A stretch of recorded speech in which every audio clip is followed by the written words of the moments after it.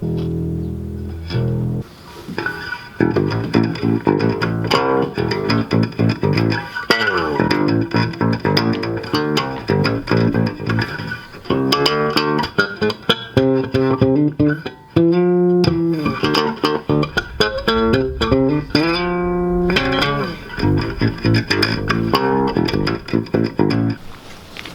and welcome to episode 6 of the guitar truck vlog. I'm sitting out on my stage that I'm still working on, so I'm not going to show too much of that, but you'll see basically where it's at. But I am saving that for a future build video, and it's difficult because I'm not sure where to stop and say, okay, this is the video. There's so much stuff because there's the exterior decorations and signage. This is going to be the interior. I've got plans for this floor. So eventually I'll have to just draw a line, be like, okay, well, this is where we're going to call this a build. This is probably the most involved part of the entire truck build, and it was kind of the place I had to start because I didn't have a back door. So I was just playing this bass to put a little bit of music here and there in the video out on my stage that I've been building. So this, if you don't know what this is, I made this bass, I think it was last week's video. It's like 99% Corian reclaimed kitchen countertop, and you know, one of my favorite things about doing projects like this is the comments that I get of all the you should haves. Any comment that starts with you should have, you know. And the other one is people saying like, well, it's not going to work. It does. Like, sometimes we don't really know if something's going to work or not until we try. And I think that starting at a place of yes instead of no just seems like a better place to start in general, doesn't it? But so the stage, I had gotten this great reclaimed oak flooring from my buddy Joe over at Urban Miners. Joe goes out and saves buildings that are being torn down. He convinces the owners to let him reclaim the materials before it gets trashed and then resells it. And sometimes some really cool, interesting stuff comes up. And this oak floor is 100-something-year-old wide oak flooring from a house that was deconstructed. Most of it was sold to a contractor who then, you know, reclaimed it and put it into a new house he was building. But the guy didn't need all of it, and so he picked the long pieces and left all the short pieces, of course. So Joe had a whole bunch of these like 3 to 4 foot long sections that would be very difficult for him to sell, but then there's a guy like me who just happens to be building this very small floor, so it kind of works out as a win-win for everyone. He gets a little extra money on this stuff, it doesn't end up in the landfill, I get a great deal on some great oak flooring. Super cool. Once I have the floor situated, I'm going to rent one of those floor sanders and actually sand the whole thing down, fill in any low spots, and I have some ideas for some inlays and graphics and stuff that are going to go in there too. So, like I said, I don't know when I'm going to actually call the tailgate video complete, where I'm going to start and stop, but all of this information is going to be documented in this series and be shared along to entertain and hopefully inspire, or whatever it is that I do here, you.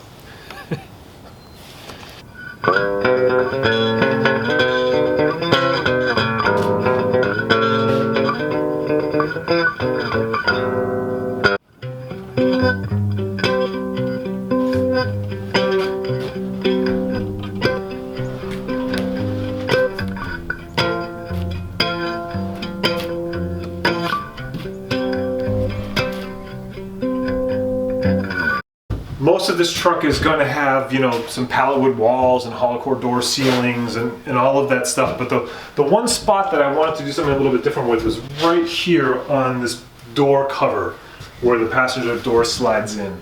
I think about, you know how when you go downtown, there's like the brick walkway and people like adopt a brick and put their name in it and stuff.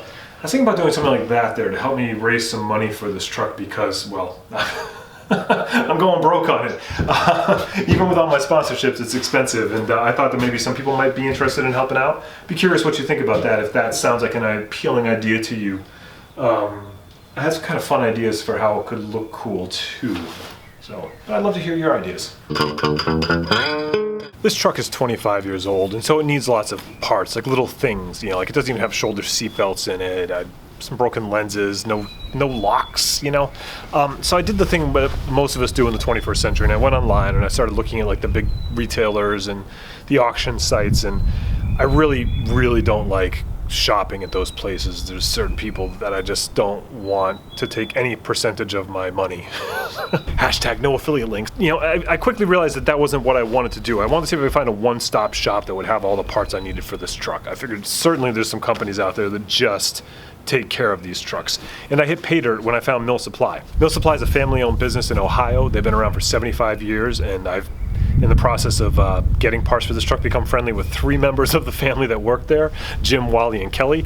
All super cool people and running a great business. They don't just stock parts for these box trucks, but they sell parts for other big vehicles, trucks and snowplow parts and everything. What I really like about shopping in a place like that is, you know, besides the fact that we're keeping our income into this like kind of working class pool and not having it filter up, I like that there's like people that you can actually talk to that can help you problem solve. They know what they're doing, they understand the parts, they know what's broken, they know why it's broken. It's just such a better experience than the way a lot of our shopping is done nowadays. Vance and I got a box in from them just the other day, and we opened it up on Instagram. Switches for the heater. See if they're the same. It is. Nice.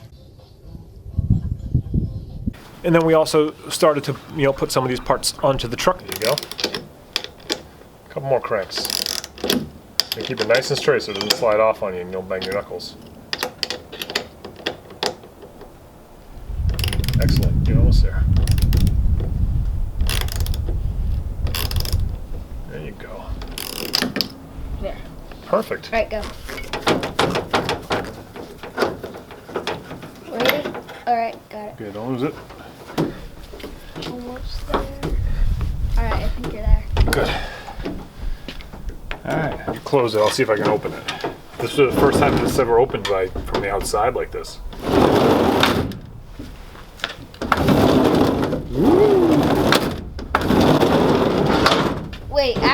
Wait, let me try and open it from the inside. I just want to see if see if it's real light. Try it. It's fixed. It works better now? Yeah. Cool. Try it. Go inside. Brand new bottom mirror. And watch this. Does it lock? Push the lock in. Oh, one's breaking in there.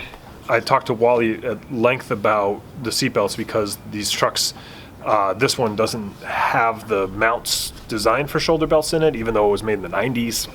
When I told him what I wanted to do, he's like, oh, well, we make a part for that. And I need to mount the seatbelt to the B pillar of the truck, it's a little bit different than a normal car here because it's a big aluminum box truck. But so this area right here is where sort of all the material meets together and will be the strongest place to go, but I don't want to just tap a bolt into there. So what Mill Supply has is they have these mounting plates that are solid steel, and I can then get this in here and secure it to the body of the truck as well as the B pillar and sort of connect it 6 ways from Sunday to give me, a little more safety and stability.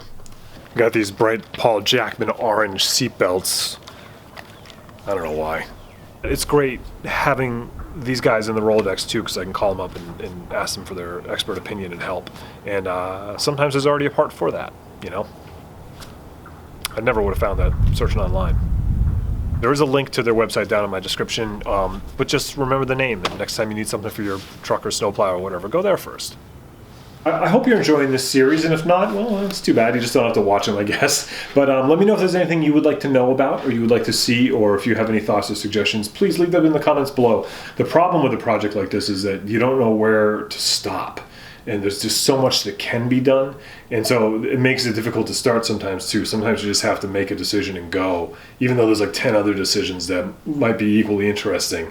But that's where I'm at, and I never think I can have too much information, that's for sure. So please, let me know what you're thinking. I'd love to hear it. And thank you very much. Be good.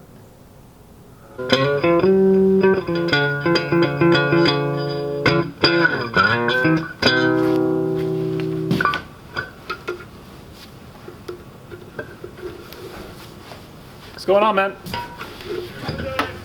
I'm screwing around instead of working.